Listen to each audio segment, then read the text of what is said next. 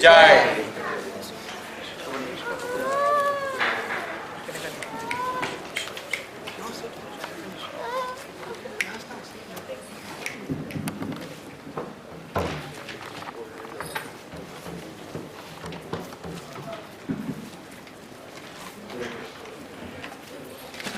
Hare Krishna, on behalf of Islam Bahrain, we welcome His Grace Shubha Vilas Prabhuji. As a welcoming note, let's all chant one time Hare Krishna Muhammad for Prabhuji. Hare Krishna, Krishna Krishna, Hare Hare, Hare Rama, Rama Rama, Hare Hare. I'll read a brief profile of Prabhuji.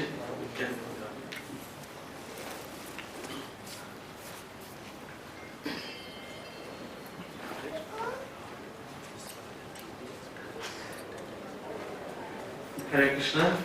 Shubha Vilas Prabhuji is TEDx speaker, lifestyle coach, storyteller and author. He studied patent law after completing his engineering degree, but finally he chose the path of spiritual seeker. Associated with Sri Radha Gopinath Temple, Mumbai, he has served in various leadership roles in congregational development as well as management. He is the head of ISKCON Goa, where the congregation has been on steady growth curve under his leadership. Prabhu was telling me it's almost reached 2000 now. Hare Krishna. He heads Tulsi Books, a publishing house for spiritual books.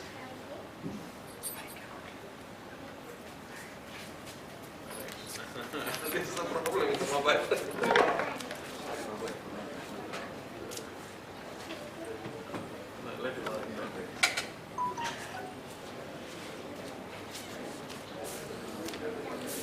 A preacher par excellence, assisting preaching programs in ISKCON temples across the world, including Mauritius, Australia, South Africa, USA, UK, Europe, Bahrain, United Arab Emirates, to name a few. Pioneer of Gita Champions League, now an international competition to promote Gita learning in schools. Hare Krishna. After 11 years of monkhood, he once again set out on a mission to fulfill the objective of his life. He considers the whole world his home and works with individuals, youth, corporates, institutes and governments around the world through exclusive workshops, seminars, training modules and learning retreats. The focus of his work is the application of scriptural wisdom in day-to-day living, addressing the needs of everyone through thought-provoking seminars. He has delivered more than 4,000 lectures across the globe. He is also a visiting faculty at the Indian Institute of Management. As an author, writing books is an extension of his deep sense of responsibility towards society. He began the monumental task of writing a series of books on Ramayana. Since then, he has written bestsellers in succession on a wide range of subjects. Apart from his book series, Ramayana, The Game of Life, he has also authored the bestseller Open-Eyed Meditations and Perfect Love. 5.5 Ways to Lasting Relationships. That's his books. So that's a brief profile about Prabhuji. So for all his achievement and further to what to come, so we'll chant one more time Hare Krishna Mantra for Prabhuji. Hare Krishna, Krishna Krishna, Hare Hare, Hare Rama, Rama Rama, Hare Hare. Today Prabhuji will be speaking on the glories of Srimati Radharani on the occasion of Radhastami. So we are already 10 minutes late, so Prabhu will be continuing the class till 9:15. Hare Krishna. Thank you very much.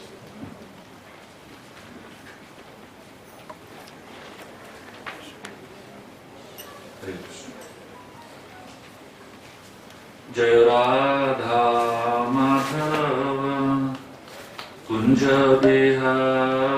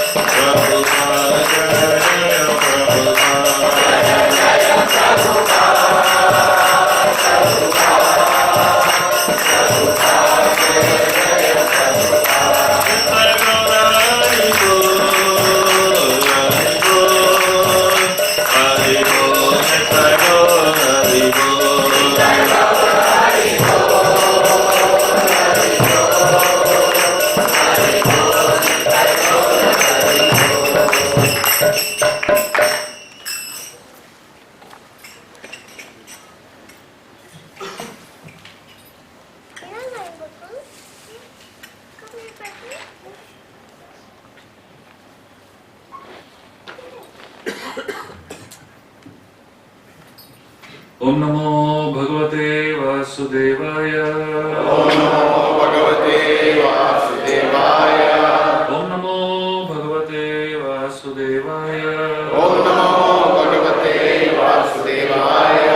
ओम नमो भगवते वासुदेवाय। ओम नमो भगवते वासुदेवाय। ओम अज्ञानतिमिरन्धस्य ज्ञानाञ्जनशलाकया चक्षुरुन्मिलितं येन तस्मै श्रीगुरवे नमः। श्रीचैतन्यमनोभीष्टं स्थापितं येन भूतले स्वयं रूपकदा मह्यं ददाति स्वपदान्तिकं। वन्देऽहं श्रीगुरो श्रीयुतः पदकमलं श्रीगुरून् वैष्णवांश्च श्रीरूपं साग्रजाताम् सहगणा रघुनाथान्वितं तं सजीवं साद्वैतं सावधूतं परिजनासहितं कृष्णचैतन्यदेवं श्रीराधा कृष्णपादान् सहगणा ललिता श्रीविशाखान्वितांश्च। हे कृष्ण करुणा सिन्धु दीनबन्धो जगत्पते गोपेश गोपिकाकान्त राधाकान्त नमोस्तुते। तप्त काञ्चन गौराङ्गी राधे वृन्दावनेश्वरी वृषभानुसुते देवी प्रणमामि हरिप्रिये। वञ्चकल्पतरुभ्यश्च कृपा सिन्धुभ्येव च पतितानां पावनेभ्यो वैष्णवेभ्यो नमो नमः। जय श्री कृष्ण चैतन्य प्रभु नित्यानंद श्री अद्वैत गदाधर श्रीवासादि गौर भक्तवृंद हरे Krishna Krishna Krishna Hare Hare Hare Ram Ram Ram Hare Hare.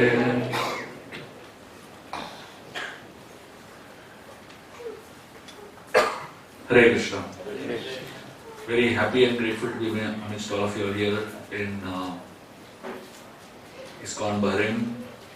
Very grateful to the management of ISKCON Bahrain for having invited me here on this most auspicious occasion of Shri Radhastami. So I'll be speaking on the glories of Srimati Radharani. Probably for the Vaishnavas, for those who are devotees of Krishna, more important than the festival of Janmashtami is the festival of Radhastami. We'll be discussing why.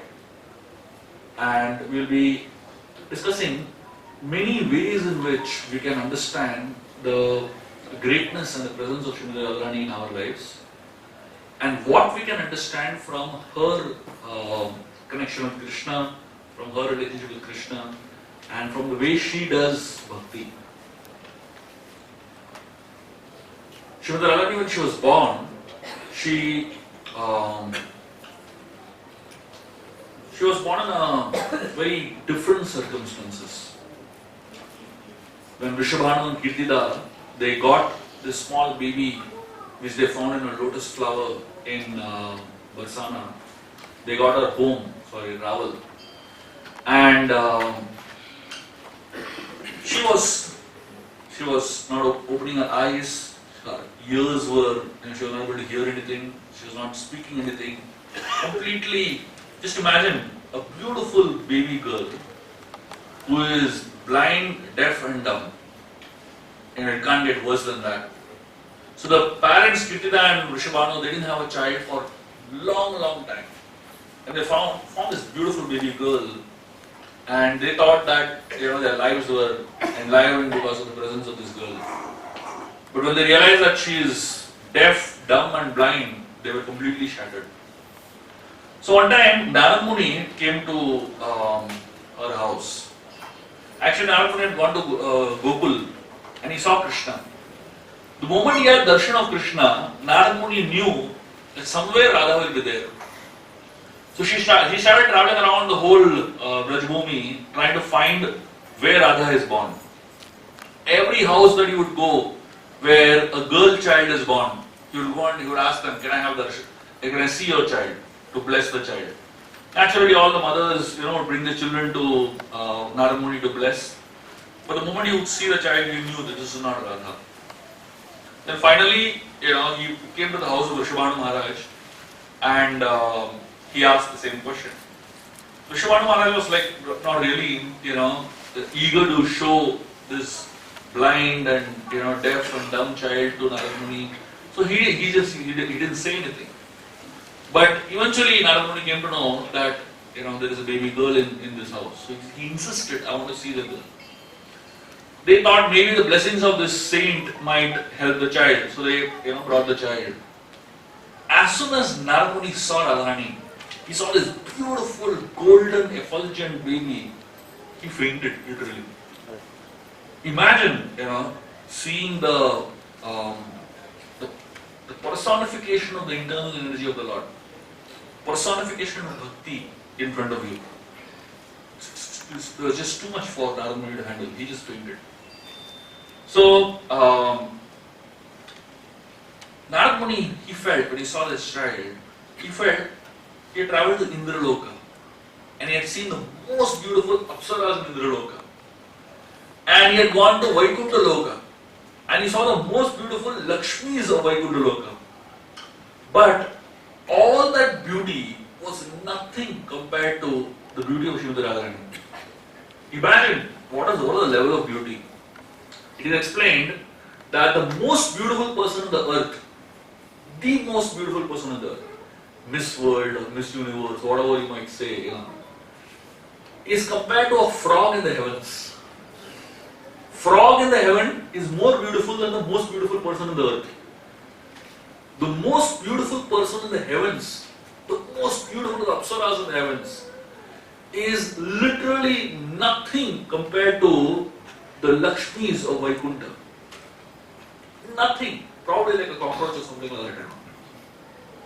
And of the beauty of the Vaikuntha Lokas, the most beautiful of all the Lakshmis is the Lakshmi that is a personal, the most intimately connected with Lord Vishnu. There are millions of Lakshmis. Of them, there is one that is the most beautiful. And the most beautiful Lakshmi in the Vaikuntha is nothing compared to the beauty of the gopis of Golok Vrindavan. And of all the gopis of Golok Vrindavan, there are the Ashtasakis are the most beautiful. And of all the Ashtasakis, Srimati Radharani is the most beautiful person in the whole of the universe.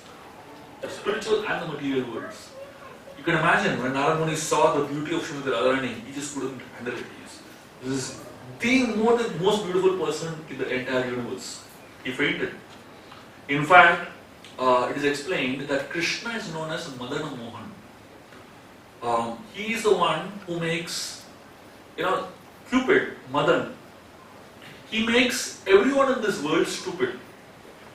Cupid makes everyone stupid. But Krishna is known as Madana Mohan. He bewilders Cupid himself.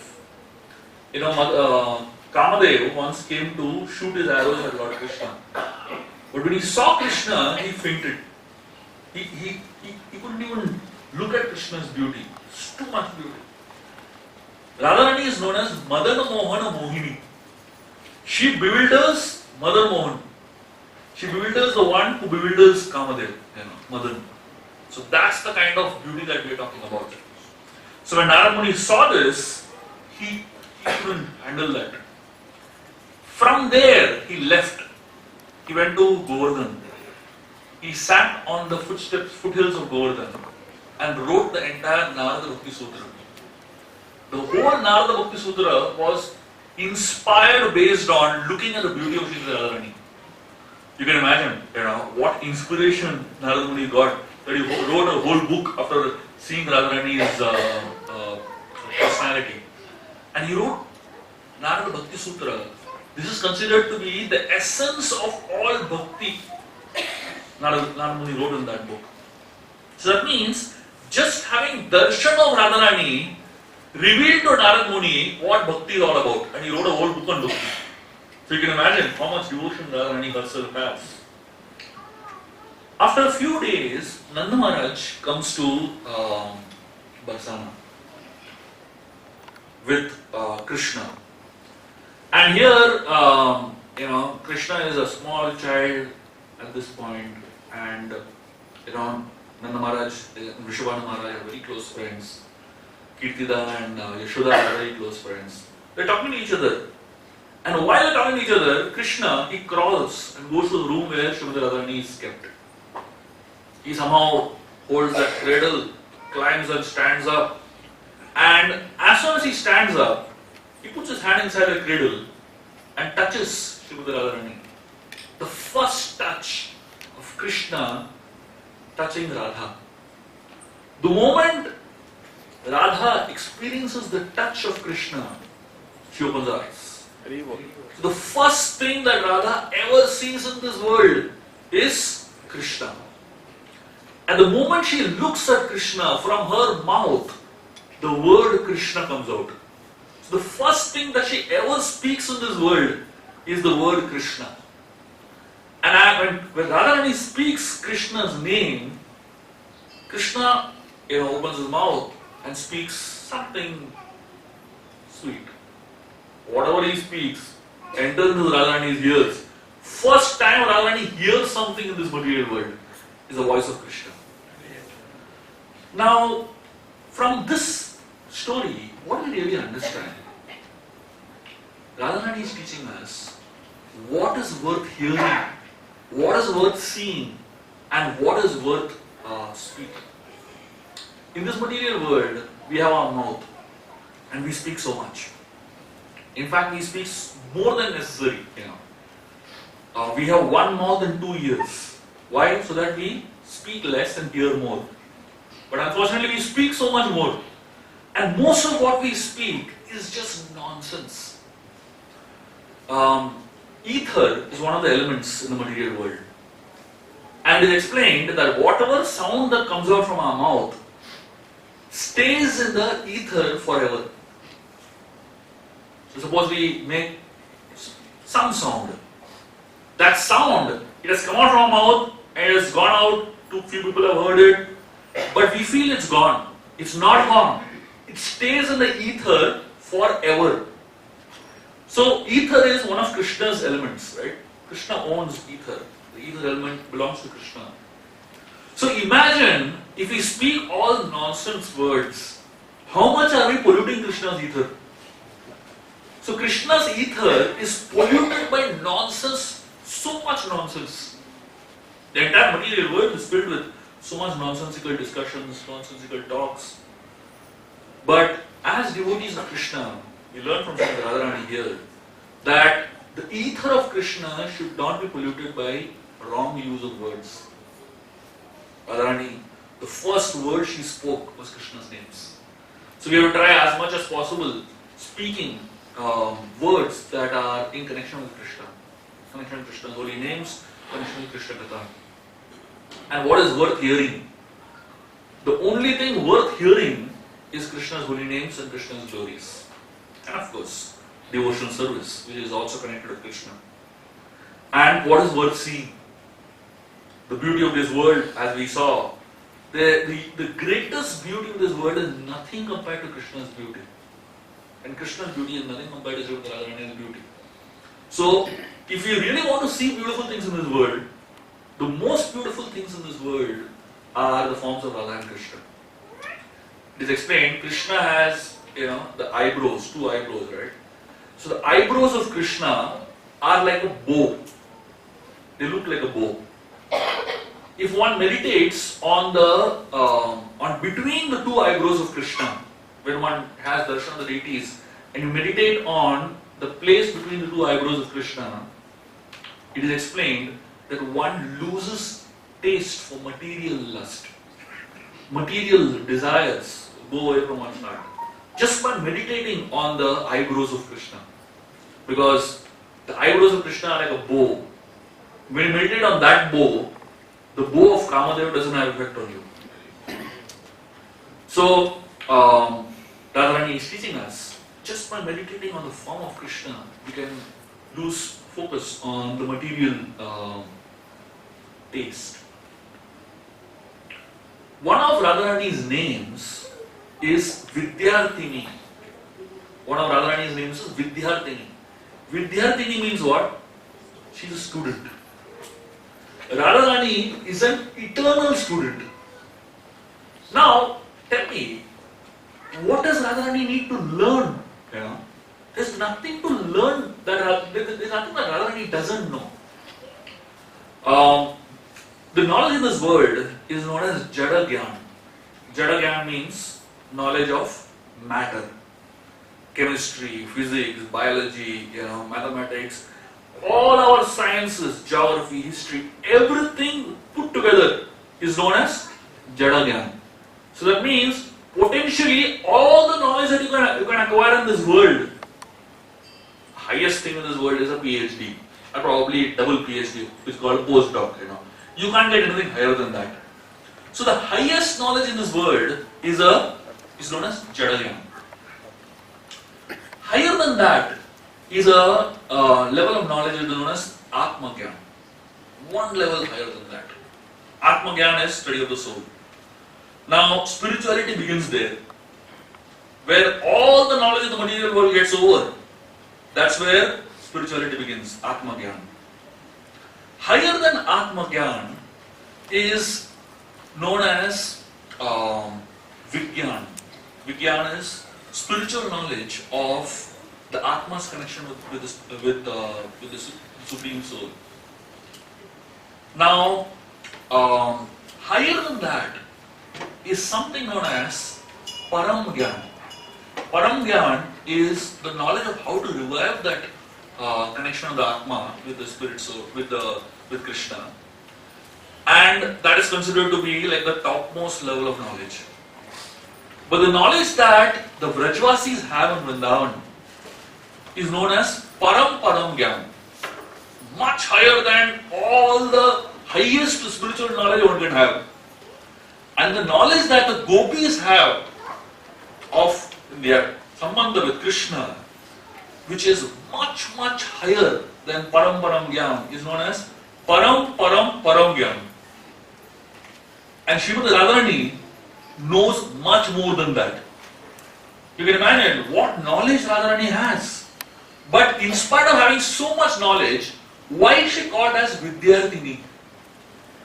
She is called as a Vidyarthini because she constantly is trying to upgrade her knowledge in how to serve Krishna better.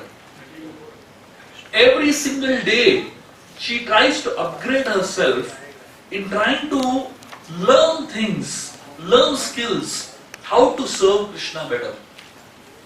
Every day, Srimati Radharani cooks for Krishna. And the interesting thing is, Radha never repeats one item ever again. If she cooks one item, she will never ever cook it eternally. That's all. Every day, new item. Now, in our temple in Chopati, we on Radhastami day we have these massive Bhoga offerings, and we have a count of how many offerings are done. One year the list reached to 2,500 items. And the interesting part was we observed that list. Same item again and again, different ways they are making. Aloo chips, aloo this, aloo that, all same aloo, different ways, and not really much difference actually. It's just names are different basically. So our way of cooking also, or whatever service that we do, has so much limitations.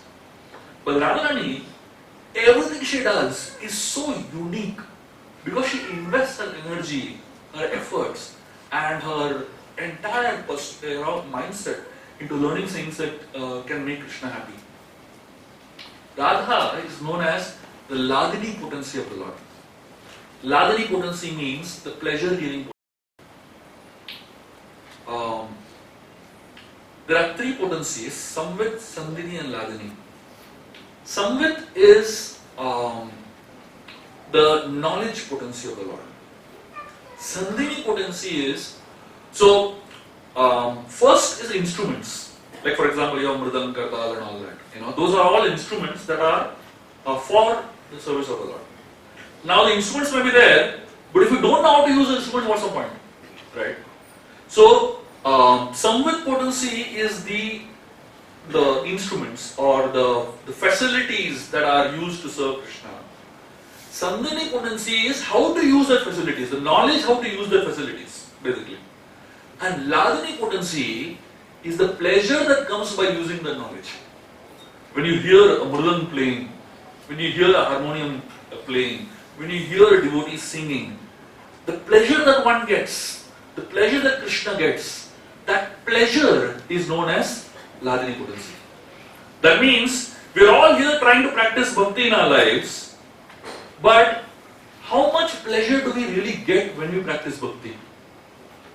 All of us, when we came into the Hare Krishna movement for the first time, the first few years, the first experience of kirtan, the first experience of dancing, ecstasy of dancing, the first experience of those classes that we heard that really transformed our hearts. That experience of pleasure, each one of us have got it at least once in our lives. If we didn't get it, we wouldn't be here, basically. And the fact is that Krishna, when we come into the process of Krishna consciousness in the beginning, Krishna gives some sample pleasure for free. And suddenly we experience some ecstatic pleasure, and then that pleasure hooks us to the Hare Krishna movement. But then after that, every time we sit in the kirtan, it's not that we experience the same pleasure, but we hanker for that pleasure. That pleasure that we experience even once, that pleasure is Ladani potency. That pleasure is Srimati Radharani's energy. And that is the pleasure that hooks us to the Hare Krishna movement forever.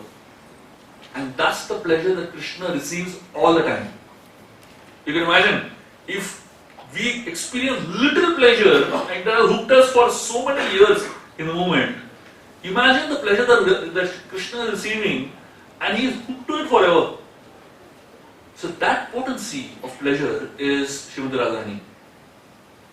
If we want to experience any pleasure in this spiritual world, in the Hare Krishna movement, the only person who can potentially give us that pleasure, the experience of pleasure, is Srimati Radharani. So she holds all that pleasure with her, and when you pray to her, she releases a little bit. The Radhastami is a time when she potentially can release a little pleasure in our otherwise dry spiritual lives. So our spiritual lives are almost on the verge of drying up. Just like that, the sugarcane juice, keep putting, it's practically dried up, Now, how much ever you put it back in, nothing is going to come out. So you need a fresh dose of pleasure, a fresh dose of, rasa. And that rasa is held by Srimati Radharani. So why are we celebrating Radhastami? Because potentially this is the day, if she is pleased with our devotion, if she is pleased with our attitude, she may release a little bit of that pleasure, though we don't deserve it, basically. So Radha, her mood is, she does not think how she feels. She is always thinking how Krishna feels. Most of us in this world, we are always there to do things if we feel good about it. Right? Anything we do in this world, we always think about ourselves. In our temple in Chapati, we have a policy. When devotees do prasadam serving, before they do prasadam serving, we give them two options. First option is eat first. Because once they eat, then they can focus and serve nicely. They become very magnanimous in giving, because they are full, basically. Second option is make a plate for yourself. So once plate is there, they know that there is enough quantity for them reserved. Then they become very magnanimous. So our service depends on how much we get back in return, basically. So we are not doing seva, but we are interested in meva. Meva means what we get. What is in it for me? But Radharani's mood is not like that. Radharani never thinks about herself. She only thinks about Krishna's pleasure. And therefore, Radharani's name comes from the word Aradhana. Aradhana means she lives to worship Krishna. Her entire life, her entire existence is for the worship of Krishna. In fact, Srimati Radharani's name is not mentioned in the Bhagavatam at all. There are many scholars, unfortunately, there are many scholars in this world, especially in the holy land of India, who are so speculative that they conclude that this character of Radha is a fictional character. Fortunately or unfortunately, I was invited by one of the most prominent authors of India to be a part of a book on Radharani. So there's a whole book they wrote on Radha. They call this book as Searching for Radha. And in this book, there are about 20 authors and some of the most prominent authors of India who have written one article, basically, about Radharani. You can imagine what people can write about Radha. And out of those 20 articles, I also wrote one article. But I can assure you that out of those 20 articles, 19 articles are completely bogus. Completely bogus in terms of how they are presenting Radharani. Some of them are presenting Radharani in a material, mundane, boy girl affair. Some of them are presenting Radharani as if it is some imagination of somebody's mind. crazy understanding. They have no understanding of what is the base of Srimati Radharani. And therefore, the name of Radha is not mentioned as Srimati Radharani. In fact, some of the authors say, the very fact that in the Bhagavatam Radharani's name is not there proves that Radharani doesn't exist.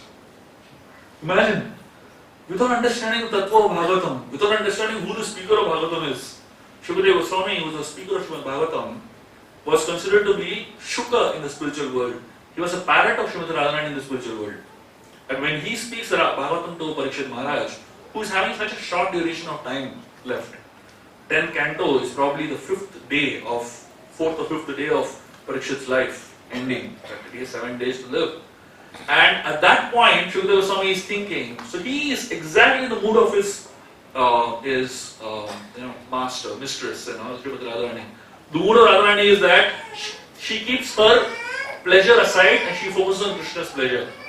So Shukadeva Goswami, when he is serving Parikshit Maharaj, he keeps aside what he wants to speak and focuses on what Parikshit should hear. And he understands the moment he takes the name of Radha, he will go into an ecstasy. And he will not be able to speak for a considerable duration of time. Considerable duration can be few days also, basically.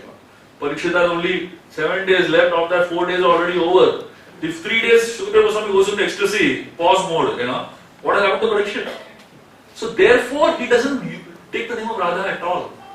And the only time he indirectly takes the name of Radha is when he uses the word Aradhita, which is the original mood of Srimati Radharani. So essentially, if you look at Srimati Radharani's name, Radha Madhava, Radha Gopinath, Radha Bharaneshwar, Radha Shyamasundar, so many varieties of names of Krishna are there. Radha Parthasarathi, so many names of Krishna. But Radharani's name is one only. Have you ever seen varieties of Radharani's names? Radharani has thousands of names.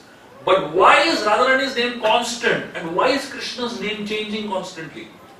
The reason is because Krishna's name changes according to that particular activity he is doing or the particular Leela he is doing. But Radharani's name never changes because she only does one activity and one Leela, which is Aradhana, serving Krishna. That's all. She has no variety in her activities. Her focus is very, very clear. And therefore, the question that Radharani is always asking is, what can I do for Krishna?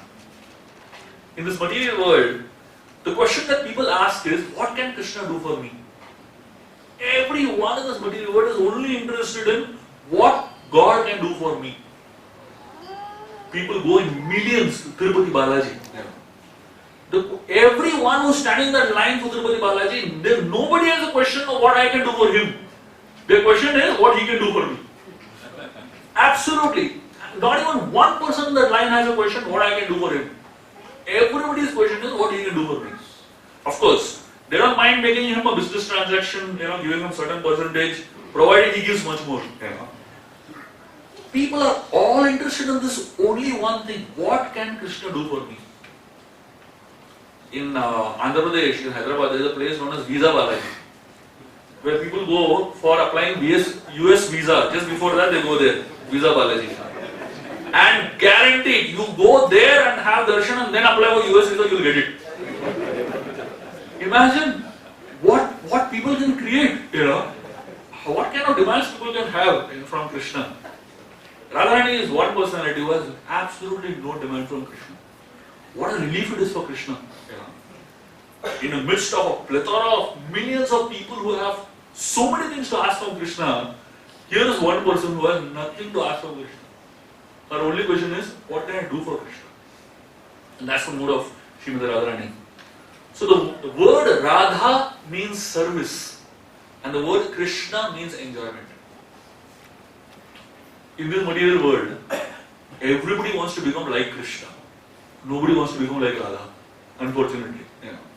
And that's the problem. The gopis of Vrindavan are so special. Why are they considered to be the topmost devotees? The reason the gopis of Vrindavan are considered to be the topmost devotees is because as soon as they hear Krishna's flute, They leave everything and run. Now all of us in the material world, we're all doing so many things. Each one of us is engaged in so many activities. But how many of us are willing to drop our activities when Krishna calls? The gopis of Vrindavan, some of them are taking care of their babies, some of them are feeding their husbands, some of them are doing so many household activities.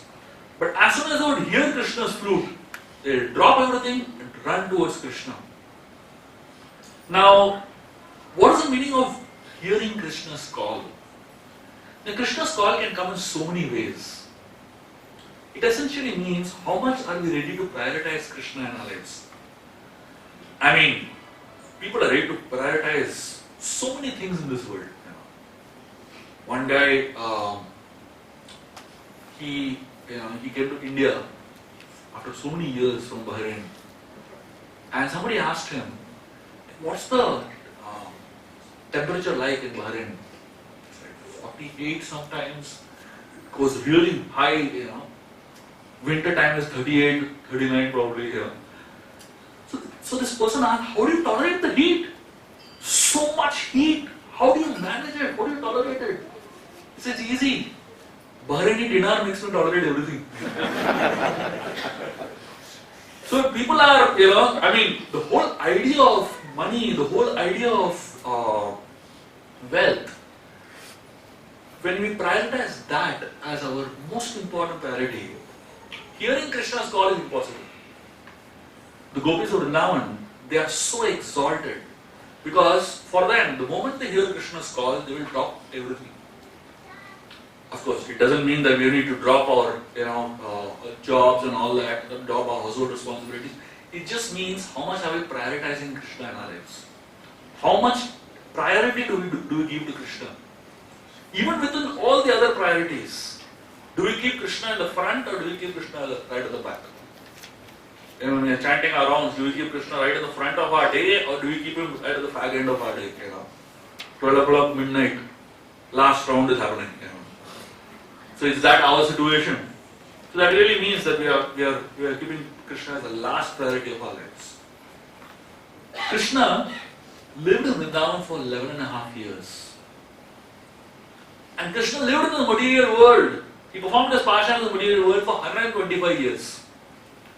So the gopis of Vrindavan got 11.5 years of Krishna's association and almost 110 years of separation from Krishna. So look at this, look at the calculation. Only 11 years of association and 110 years of separation. It doesn't make any sense. Most people, you look at your school days or college days, your school friends, college friends, how many years after your school or college do you really remember them? Now if you even meet them, you will not even recognize them because you hardly remember them. The gopis of Vrindavan, they used to inspire each other to remember Krishna. They kept Krishna alive in their hearts. They kept Krishna relevant in their lives. The gopis of Vrindavan would encourage each other to remember Krishna. Now, in this world, whenever there is love triangles, two girls loving one boy, or two boys loving one girl, sometimes there are love quadrangles, sometimes there are love pentagons. But look at this, in Vrindavan, there are millions of gopis and one Krishna. By any material calculation, this is craziness. And whenever there are love triangles, there will always be somebody standing with a knife or somebody standing with a gun. Somebody shooting the other fellow. Basically, that's how the material world is. Whenever you find love triangles, there will always be envy. There will always be cruelty. There will always be violence. There will always be anger. But this I don't even know what to call it. This situation in Vrindavan is very different. Millions of gopis loving one Krishna, but there is no envy between them. In fact, they are helping each other love Krishna more. They are helping each other appreciate Krishna more, remember Krishna more. How can it happen in the material world? How can it happen that everyone is loving one person, but they are loving each other also? That cannot happen in the material world. That only happens in the spiritual world. In the spiritual world, love for Krishna leads to love for one another. In the material world, love for one person leads to envy between one another. In the spiritual world, the gopis of Vrindavan, they actually encourage each other so much. At some point, the gopis of Vrindavan, there's a very interesting understanding that when they are talking about Krishna so much, when they are sharing with each other about Krishna so much, they would become so happy at some point that they would embrace each other. They would not know how to express their happiness. They would just embrace each other. That means when two people are sharing their love for Krishna, it actually bonds them very strongly together. Machchitta managala prana bodhayanta parasparam katayantasya mam nityam tushyanti cha ramanti cha. So when devotees come together sharing Krishna Katha with each other, it creates great happiness and it creates great satisfaction in the heart. The material world is a world of hankering. The only thing that can satisfy this hankering is Krishna Katha. When we hear and share Krishna Katha with one another, the heart becomes completely satisfied. So, Vrindavan is a place where the gopis give up their shyness to experience Krishna. When the gopis of Vrindavan came in front of Krishna, Krishna made them do so many things. At one point, Krishna stole all their cloth and put it above a tree. Krishna was sitting on top of the tree. The gopis of Vrindavan were inside the lake, the Yamuna river, having a bath, and they came out. They realized the clothes were missing. And when they realized that Krishna has taken their clothes, they were feeling very shy to come out. And Krishna, what is he telling them? He's telling them, you come out. If you want your cloth, you come out. He's saying, we don't have any cloth. Krishna is like, I don't know. If you want your cloth, you come out. One by one, all the gopis came out, of the lake. And then Krishna is telling them, if you want your cloth, put your hands up like this and fold your hands and beg me.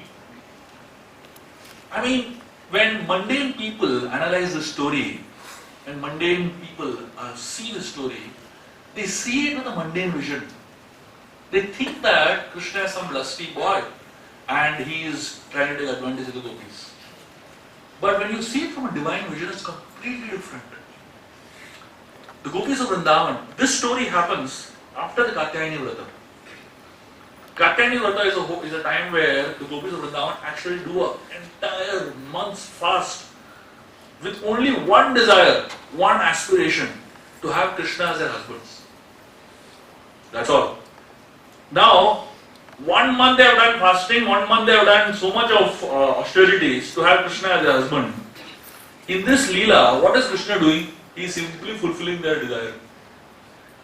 A woman would never come out naked in front of anybody else except the husband. So just by making them all come out like that, Krishna is accepting all of them as their husbands. And that's an external level. But a more deeper spiritual level of seeing the same pastime, the same Leela is that Krishna loves to remove the cloth of his devotees. The cloth represents many things at many levels. The cloth represents pride. The elephant Gajendra, Krishna removed the cloth of pride from Gajendra. Gajendra had so much, he was such a powerful elephant, but that one small crocodile finished his pride. So by removing the cloth of pride, he actually made Gajendra a pure devotee. Kaliya was wearing the cloth of envy. But dancing on Kaliya's heads, Krishna removed the cloth of envy from Kaliya's body. Parikshit Maharaj had the cloth of illusion. He was the king of this whole world. By that one small curse, Krishna removed the cloth of illusion from Parikshit's life. So like that, when Krishna does anything with his devotees, he is actually removing one layer of cloth that we are all wearing. Each one of us are wearing so many layers of cloth. But when you come in front of Krishna, you can't come wearing cloth. You have to come naked. If you go to South India, They make you remove your shirt, top portion of your cloth. Why? Sometimes people feel irritated. Hey, what is this? Why are they removing? The idea is to just help you come in front of Krishna without pride, without wearing the cloth of pride. Now, externally removing cloth is one thing, but actually removing that cloth of pride, envy, illusion, all that on an internal level is more important. This particular Leela of the gopis coming in front of Krishna completely naked indicates that they have completely given up all that cloth of pride, envy, illusion, everything which is material. And the gopis come in front of Krishna with two moods. This is the mood of Sharanagati. What are the two moods they come in? They come in the mood of Akinchanatvam and Ananyagati. Akinchanatvam means I'm a beggar. So when you go in front of the Lord with your hands folded like this, what does it indicate? Folded hands indicate that you don't hold anything. There's nothing in your hand basically. Our hands are folded, which means I possess nothing.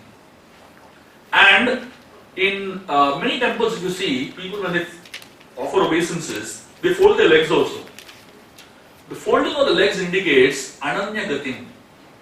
This means Akinchanatvam means I possess nothing, and Ananyagatim means I have no other place to go to also.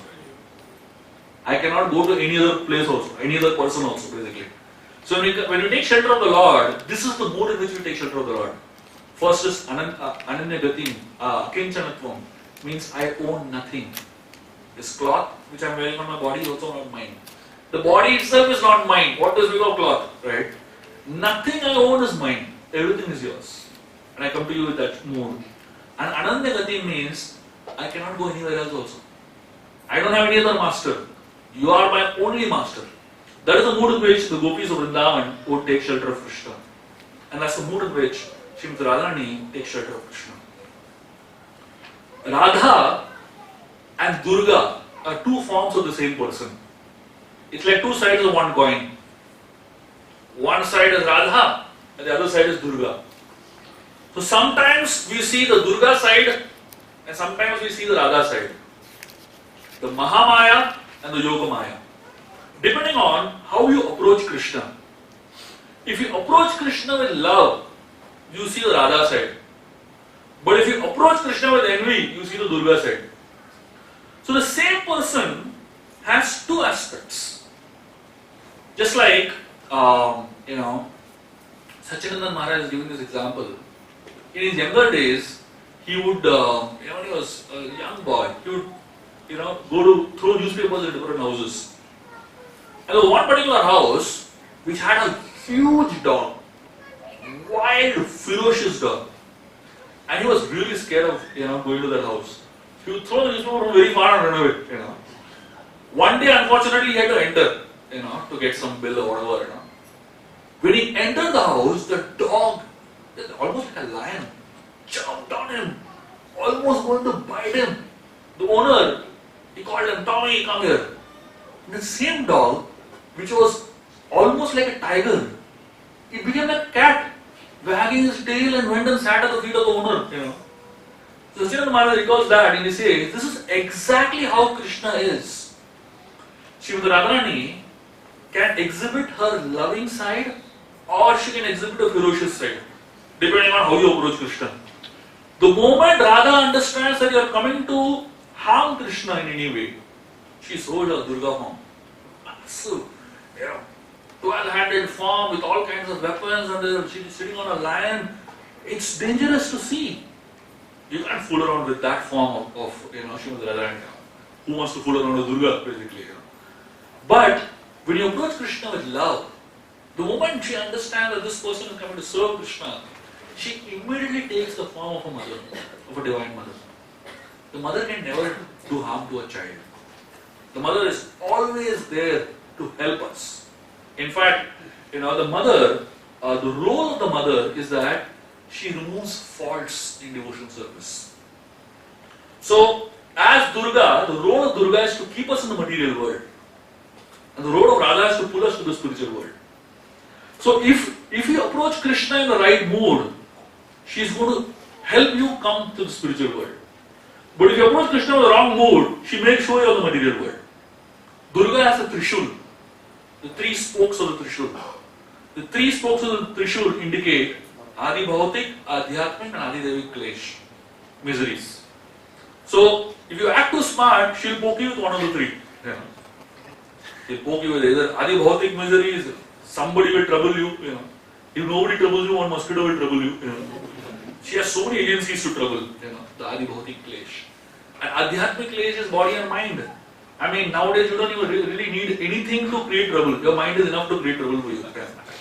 And so, almost every second person in the material world is having psychiatric problems. I mean, you can assume that you are half mad only in the material world nowadays. Durga Devi doesn't really have to do much. You should just tweak a little bit inside and you act mad, basically. And then there is, Adi Devi Klesh, natural disturbance. The heat of Bahrain, the monsoons of Bombay, enough Adi Devi miseries, that are happening all the time. Just to keep you reminded that you are not in charge. Durga Devi is in charge. And sometimes she pokes with all three, if she really wants to make you miserable. All the three happen simultaneously. So Durga Devi's role is to keep you in the material world. Keep whom in the material world? All those people who don't deserve to go to the spiritual world. And who don't deserve to go to the spiritual world? Those who don't have the consciousness of the spiritual world. Consciousness of the spiritual world means what? Spiritual world is a place where there is no envy. Spiritual world is a place where there is no pride. Spiritual world is a place where there is no lust. Spiritual world is a place where there is no anger. There is no greed. There is none of the vices. So now, while we are in the material world, if we cultivate the consciousness of the spiritual world, we get a chance to be pulled by Radha's grace to the spiritual world. To the extent that we really try to cultivate the consciousness of the spiritual world in the material world, we get to go higher. And to the extent we cultivate the consciousness of the material world, Durga keeps us lower. And that's the mood of Radha and Durga. Radharani, in fact, when she understands that you're struggling in your Krishna consciousness, you're struggling to cultivate the right mood, she helps you with your faults. All of us, we have so many faults in our practice of Krishna consciousness. There's nothing right about us. There's absolutely nothing right about us. There's nothing right in our service attitude. There is nothing right in our chanting. There's nothing right in our austerities. There's nothing right in our knowledge. There's nothing right in our service attitude. Absolutely nothing right.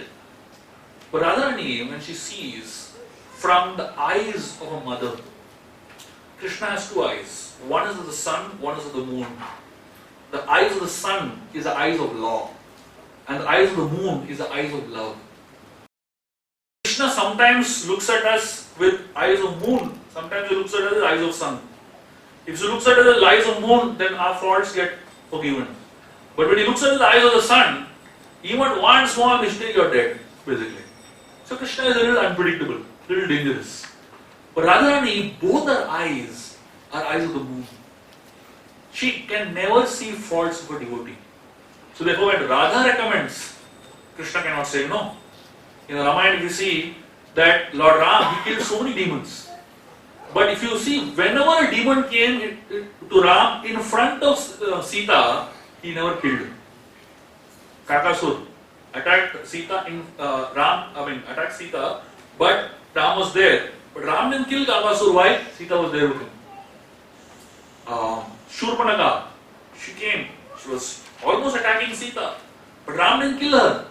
He only did a ENT surgery, basically. So whenever a demon came in front of Sita, Ram never killed. Why? Sita wouldn't allow him to kill. That's the nature of a mother.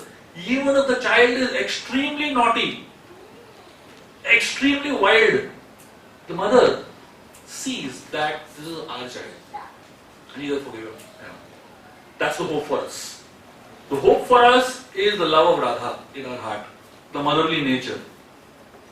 One time we were all sitting to eat prasad, and somebody offered us Mahaprasad, offered to the deities, and sweet rice. Imagine, sweet rice is ecstatic.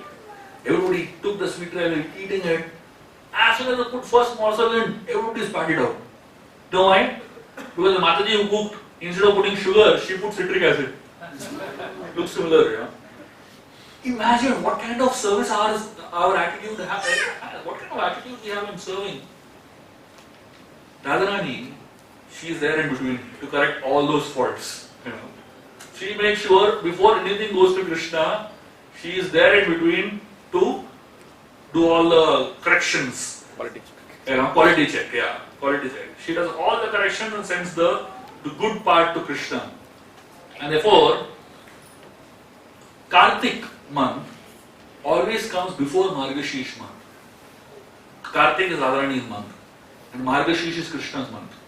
Kartik is always before Margashish because Radharani is always there to protect her devotees.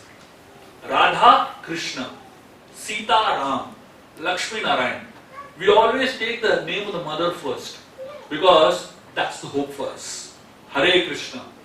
The word Hare comes from the word Hara, Mother Hara, the divine energy of the Lord. And that's the hope for all of us.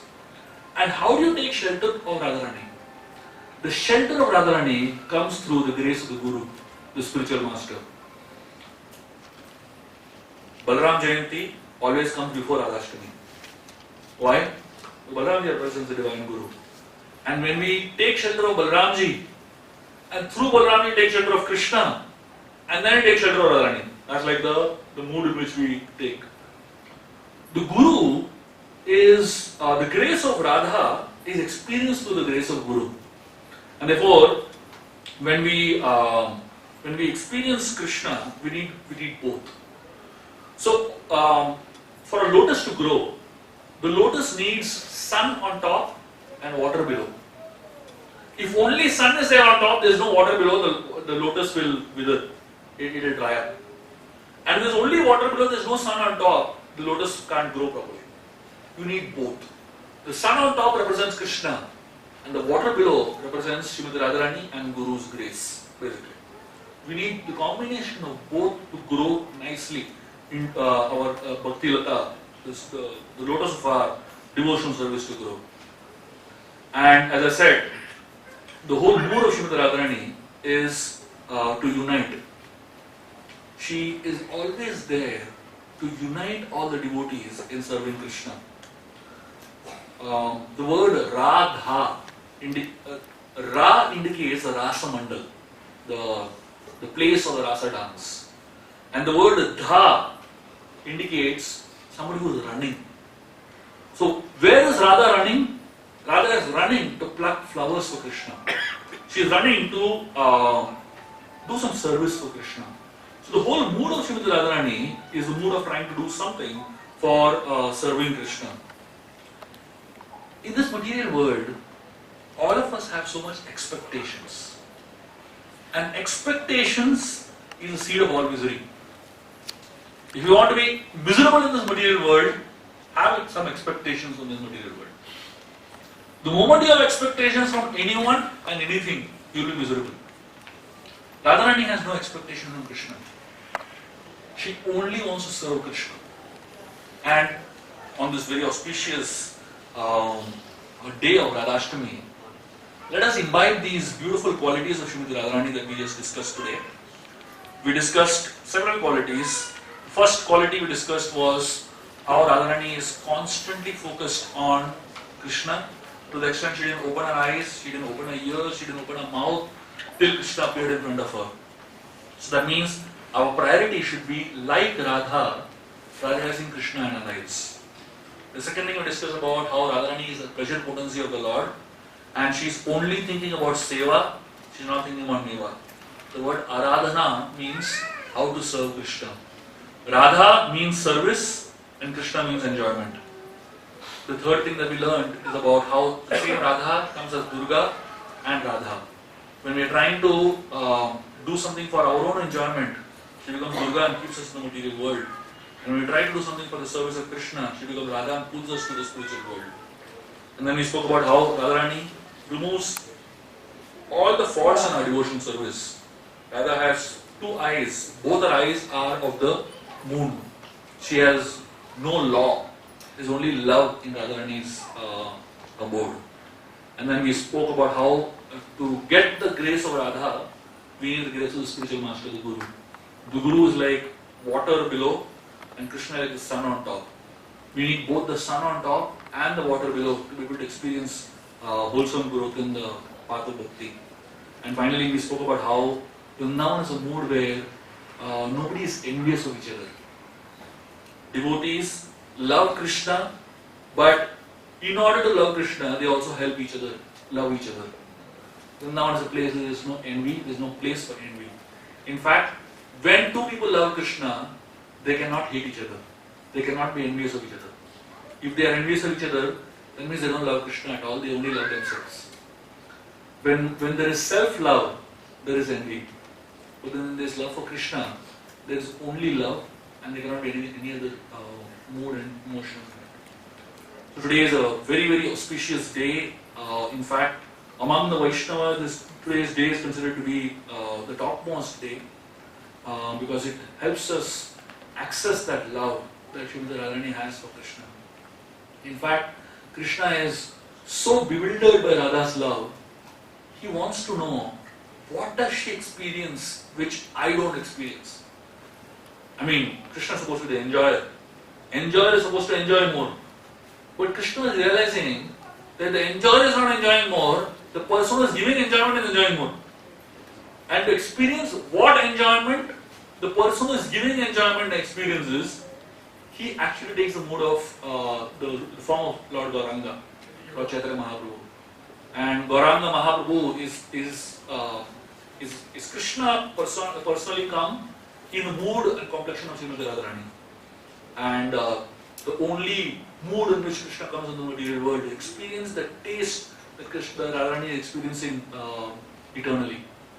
And of course, even at that point when as Mahaprabhu is experiencing these ecstatic symptoms of love for Krishna that Radharani is experiencing, he cannot fathom how much more she can experience. Now, we are spectators. We are neither, exactly experiencing what Krishna is experiencing, nor experiencing what Radha is experiencing. We are only standing on the side and seeing, something very, very divine happening which we can't understand only. We are at that level basically. And therefore, for us to experience anything of that is almost impossible. But we can pray that one drop of that mercy falls on us.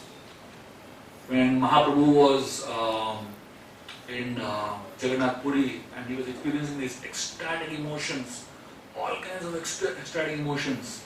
At one point he jumped into the ocean, and there was a fisherman who thought him to be a dead body, and he dragged him out. And the fisherman, when he dragged him out, a little drop of Mahaprabhu's, water from Mahaprabhu's body fell on this fisherman. One drop of Mahaprabhu's water falling on this fisherman, this man got crazy levels of ecstasy. Crazy levels of ecstasy. For us, we don't really need too many drops. We just need one drop. And that one drop was not enough for us to handle it, practically. So today on Radhastami, on this very, very auspicious day, let us just not pray for too much. We don't want many drops of mercy, we can't handle it only. Just like, this story of Vali, Vali had this power of taking half the energy of his opponent. When Vali came in front of Hanumanji, Hanumanji was standing at 1/10 of his energy levels. He reduced his energy literally. One drop of that energy the Vali sucked, he fainted. He couldn't handle only, because his body was not meant for that kind of ecstasy. So similarly, all of us, we potentially cannot experience too much of spiritual ecstasy because our body, mind, we're not meant for that level. But one drop we get from that, it's more than enough for us to sustain our Krishna consciousness lifelong and probably attempt to go back to the spiritual worlds. Krishna consciousness is not the path of efforts, it's a path of grace. All other paths, Jnana Marg, Karma Marg, Dhyana Marg, all Ashtanga, all other forms of yoga, all other forms of devotion, all other forms of spiritual practices are all dependent on the candidate's effort. Completely dependent on the candidate's efforts. But bhakti is a path which is not at all dependent on the candidate's efforts. It is only dependent on grace. So what is our effort? Nothing. I'll end with one very interesting story which will really inspire us. One of our devotees, he had gone to apply for US visa. Since I started speaking about visa biology, I'll end with this. So he went to apply for US visa. He was standing in the line. Yeah. And in front of him, he saw there was one lady, with a small baby in her hand. She also was there for applying. This baby was crying like mad. You know, sometimes these babies, they have a amplifier fit inside it. They don't need any mic system, nothing. Such huge volumes. The whole US consulate, everyone was going crazy with that baby's crying sound. And this lady was trying to control the baby, and the baby was just not understanding really. So that this officer, she called her in the front. This lady went all the way, bypassing all the lines. She went right to the front, with this crying baby in her hand. And she had a file in her hand. She gave the file to the officer. The whole file fell. All the papers fell out like that. And then somehow they gathered together and they saw all the papers. And there were 4 documents missing in her file. 4 documents missing, basically. But this baby's crying was so intense that this officer stamped and gave visa. He said, go. Get out from here. I mean, imagine, documents are missing. She got visa, she went happily with the baby. Then after her, one fellow came. Nice suit boot and perfect file, everything in order, all documents complete. Rejected. Now you can't ask them, why I got rejected, how she got. There are no questions asked, right? Everything is good, mercy, grace. So this devotee was observing this, he had a very interesting realization. He said, all of us, we are like these people who are applying for spiritual visa, go to the spiritual world. And we have all documents, we are collecting all documents, 16 rounds of Hare Krishna Mahamantra, one document there. All lifelong chanting. Then another document, following 4 relative principles, one more document. All lifelong we have been practicing. Then, eating Krishna Prasad, another document. Very important document, Distributing Prabhupada's books, another document. And, attending morning programs and attending temple lectures. And all these are one documents that we are collecting, And finally, at the end of our life, with all these collected documents, we go and present our case. Do you think just by looking at the document you're going to get your visa? Absolutely not. Those documents are just to qualify you to enter that place. Whether you get your visa or no is not at all dependent on your documents. It depends on grace. Srila Prabhupada is the ambassador to the spiritual world. So for us, fortunately, he is there as one of those, immigration officers who's going to, be stamping our visa. So we have our man inside already. There is some hope. But don't just think that by your qualifications, by your having all perfect documents, you will get the visa. So ultimately, Srimati Radharani is in charge. And today is the day for asking for that grace. Hare Krishna. Thank you very much.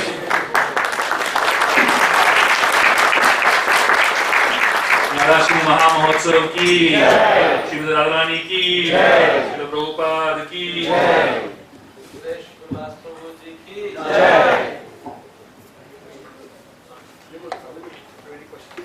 Oh, okay. Do we have time for questions? Yeah, bro, we can take plus. Yeah, then another. Yeah, sure. Yes. Thank you so much for this wonderful practical class this morning. I just had one question. You said about the path of light, about the Parikshit Maharaj. He had this illusion. Can you just elaborate on that? What kind of thing and how he was illusioned? So there is a very interesting section in the Srimad Bhagavatam, the first canto, where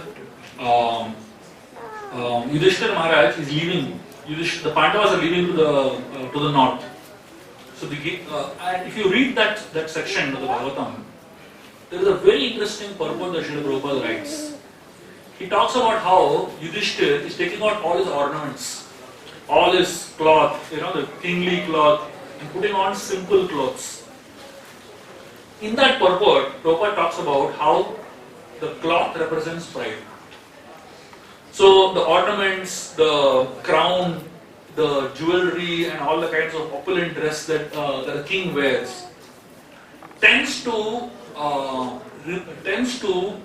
illusion him with the idea that I am in charge, I am in control, basically. Every king in the past, in the Vedic times, they would renounce the throne even though they were qualified and they had the ability to rule for a longer duration of time. They would renounce it at a particular point. Why? So that the next generation takes over, and second, so that the rest of their life they can focus on something higher, basically. So in that purport, Prabhupada mentioned about how these jewelry and all these cloths can illusion a person to think that they are actually in charge and they are eternal. Parikshit Maharaj, fortunately, at a much younger age, he had the opportunity to renounce it, basically. But he didn't do it voluntarily. He was forced to renounce it. But the difference between Yudhishthira Maharaj and Parikshit Maharaj was, first Yudhishthira did it voluntarily, Parikshit had to do it involuntarily, but he did it in the same consciousness. The same consciousness that the Pandavas did, he did in the same consciousness. He had the opportunity to counter the curse. He had the ability to counter the curse. He had the facility to counter the curse. But he chose not to counter the curse. Because he chose to see this as Krishna's will coming in. To renounce that cloth of illusion. That's the way I understand it. Any other question? Yes, please. We all know that Krishna is living in our heart.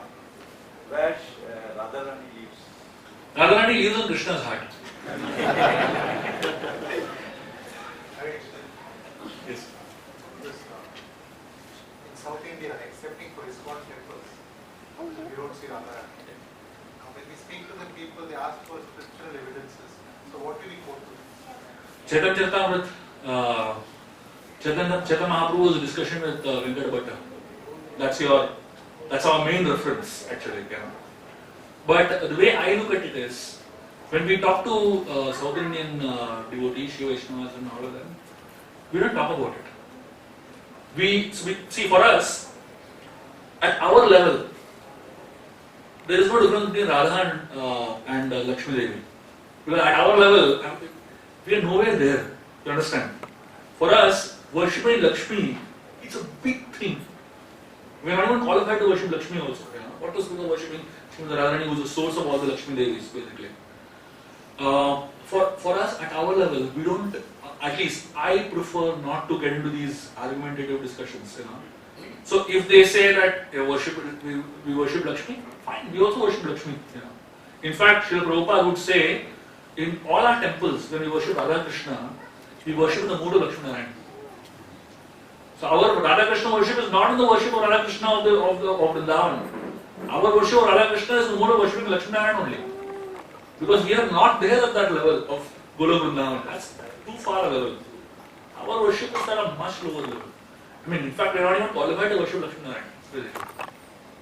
So I would tend to agree and not get into these whole argumentative discussions, because first of all, we are not Chaitanya Mahaprabhu, and the second is the other person is not Venkata Bhatta, to be able to understand, right? Venkata Bhatta also had a great mood of being able to have a discussion with Mahaprabhu and in the right attitude, basically. So usually the tendency is to get very personal and the tendency is to show superiority. So we are not interested in showing any superiority. We are insignificant and we have a long way to go. So I would, look at it that way. Thank you for the wonderful class. Can you please give us tips on the lowest level of from being in selfish scenario most of the time in our sadhana bhakti? How do we reach the level where we can get a little grace? Can you give us some enlightenment on elaboration? So, The way I see it is, Krishna looks at our struggle. So what we need to do really to be able to gain the grace of the Lord and come about our selfish tendencies is to, as much as possible, focus on developing the right attitude towards devotional service. So if you see Srila Prabhupada's, many of his purports, many of his lectures, Prabhupada, whenever he talked about service, he would always say service attitude. He would use the word attitude after service, basically. What does it really mean? What is the meaning of attitude? Attitude essentially talks about mindsets, basically. So when we do anything for Krishna, when we do anything in our bhakti, what we really need to monitor is the quality of what attitude we're doing that activity with. It may be the most simple activity, but what is our attitude behind that activity? Like for example, we may be doing some service, like say book distribution. Now, what is our attitude behind distributing books? Is our attitude to show others that I can distribute more books than you? Is our attitude to look at scores and numbers, to get some appreciation from others? What is our attitude actually? If our attitude is anything but pleasing Krishna, that attitude is actually a very bad attitude to do bhakti in, basically. And how do you please Krishna? To love means to serve, and serve means to please. How do you please Krishna? What will Krishna be pleased with? One time we were having this discussion about books, book marathon and all that. And one of our leaders, he was sharing a very interesting idea. So the previous year in the book marathon, our temple distributed something like 100,000 books, 1 lakh books, And this leader was telling all of us that I pray that this year we distribute much more than 100,000 books, but we come last. What do you mean? What does it mean? I mean, we are doing more than what we can, but everybody else is doing much more than what we can. You understand? So the mood of doing any service is to get out of the mentality of trying to show I'm better than somebody else, trying to prove that I can do more, but the only mood is somehow or the other, I want to please Krishna. That's the main focus in our mind. When we're chanting our rounds, with what attitude are we chanting our rounds? So most of the times we chant to finish our rounds. There's nothing more important in our mind than that, basically. But when we chant our rounds, and of course, we're trying to chant as many rounds as possible. But the question is, with every round that I'm chanting, I may be chanting with a lot of struggle. What is my attitude behind my chanting? Is my attitude, my dear Lord, I am incapable of chanting. I don't have any taste for chanting. But please somehow bless me that this chanting can please you. That's all. When you're cutting a potato, doing some sabji cutting in the kitchen, you're cutting a potato. What is our attitude in cutting that potato? Are we thinking, what the hell am I doing here? Cutting potatoes in the kitchen. Is that my attitude? Is that my thought process? So sometimes we will do externally everything, but internally we are not at all conscious. We are not at all in the mood of pleasing Krishna. It is explained, one potato, if you cut it with the mood that this potato if I am cutting, I cut it so intensely that when this potato enters the mouth of Krishna, he will remember me to some extent. So if I deposit that entire love in that one potato, that's more than anything you can do in your entire life. So in every aspect that we do in Krishna consciousness, it's all about pleasing Krishna. When I interact with devotees, what is the quality of my interaction? Is the quality of my interaction in any way showing that I am superior to them? Because many times what happens is, when we're talking to devotees, we're only talking about our greatness. So when you're talking about our greatness, how is it going to please Krishna? When we're talking to devotees, how much are we able to appreciate their greatness? How much are we able to appreciate who they are, rather than focusing on who we are? In the material world, all discussions are centered around I. But if the same discussions are in the spiritual atmosphere also, what is the difference between a spiritual atmosphere and a material atmosphere? How much can we shift our consciousness from I to them, to others? That determines how we please Krishna. So pleasing Krishna is not difficult if we just focus on our mindset or our attitude. Of course, I may be saying all these things, but I am very far away from it. You should pray that I someday reach there. I hope it makes sense.